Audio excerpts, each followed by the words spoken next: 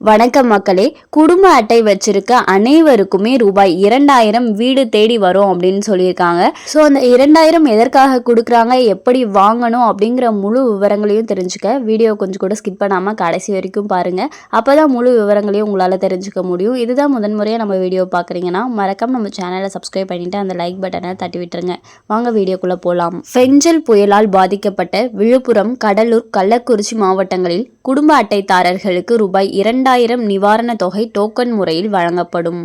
தமிழ்நாட்டில் நவம்பர் 26ஆம் தேதி முதல் வீசத் தொடங்கிய ஃபெஞ்சல் புயலின் காரணமாக கடுமையான மழை பொழிவு விழுப்புரம், கடலூர் மற்றும் கள்ளக்குறிச்சி மாவட்டங்களில் ஏற்பட்டது.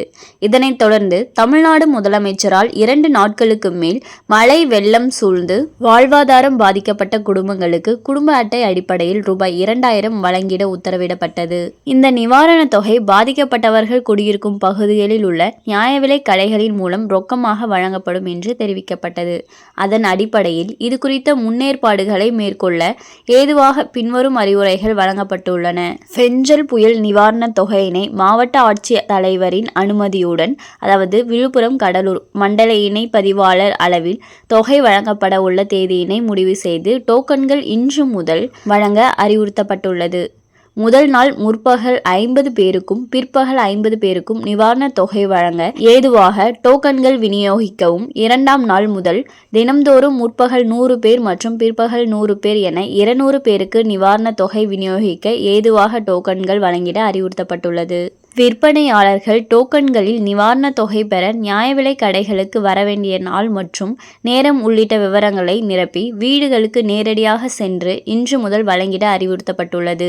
டோக்கன்களை விநியோகிக்கும் போது இதற்கென மண்டல இணை பதிவாளர்களிடம் தொடர்பு படுத்தப்பட்டுள்ள படிவத்தில் குடும்ப அட்டைதாரர்களிடமே அவர்களது குடும்பத்தில் உள்ள நபரிடமோ ஒப்புகை பெறப்பட அறிவுறுத்தப்பட்டுள்ளது. டோக்கன்கள் வழங்கப்படும் போது கூட்ட நெரிசல் ஏற்படுவதை தவிர்த்திடவும், எவ்விதமான இடர்பாடுகளும் ஏற்படாத வண்ணமும் புகாருக்கு இடமின்றியும் வழங்கப்படுவதை காவல்துறையுடன் ஒருங்கிணைந்து மண்டல இணைப்பதிவாளர் தக்க ஏற்பாடுகள் செய்ய அறிவுறுத்தப்பட்டுள்ளது.